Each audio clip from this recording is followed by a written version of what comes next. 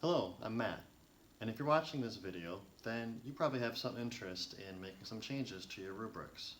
Or you're new to rubrics and you're looking for an entry point. Either way, you're in the right spot. This is Rubrics and Assessments. I'll be honest and upfront. I see a problem with the way that we use traditional rubrics, the way that I was taught to use them. And it comes down to this. It's a problem of clarity. Simply put, a rubric like this just has too many words on it. And many, if not half or even most of those words, are negative descriptors, things we don't want the students to do.